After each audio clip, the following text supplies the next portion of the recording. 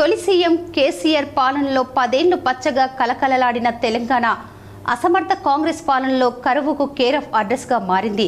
రామగుండం మాజీ శాసనసభ్యులు పెద్దపల్లి జిల్లా బీఆర్ఎస్ పార్టీ అధ్యక్షుడు కోరుకంటి చందర్ ఆక్రందన చేశారు.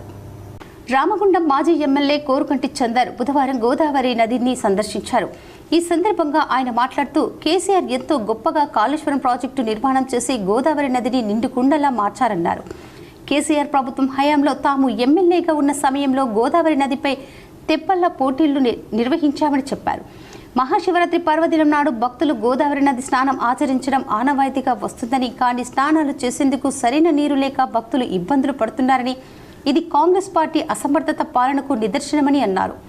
అబద్దాలతో, అమలు కాని హామీలతో అధికారంలోకి వచ్చిన కాంగ్రెస్ పార్టీకి రాబోవు మున్సిపల్ ఎన్నికల్లో ప్రజలు తగిన బుద్ధి చెబుతారని, రామగుండం నియోజకవర్గంలోని గోదావరి నది తీరానికి రావడం జరిగింది.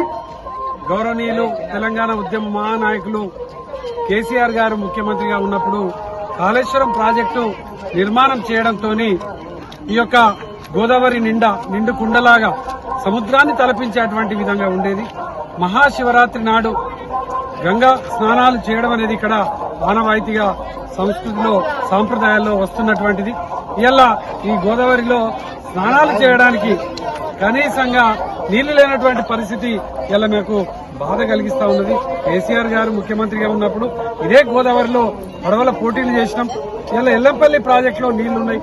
కనీసం ప్రజలకు ఈ యొక్క స్నానం చేయడానికి నీళ్లు వదిలేటువంటి పరిస్థితి లేదు. ఆనాడు కేసీఆర్ గారు చెప్పినట్టు ఈ యొక్క తెలంగాణ రాష్ట్రాన్ని ఇలా కాంగ్రెస్ వాళ్ళ చేతులలో పెడితే ఇలా ఎండిపోతుంది, గోసపడతామని చెప్పిన దాని అనుగుణంగా ఇలా మార్పు అని చెప్పేసి ఇదేనా మార్పు అని ఇలా ప్రజలందరూ కూడా ఇలా బాధపడుతున్నటువంటి సందర్భంలో మేము ఈ సందర్భంగా ఈ యొక్క ప్రభుత్వానికి తప్పకుండా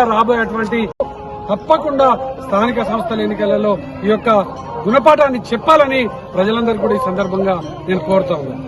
ఈ కార్యక్రమంలో నాయకులు వెంకన్న, కోడి రామకృష్ణ, ఆవునూరి వెంకటేష్, రామరాజు తదితరులు పాల్గొన్నారు.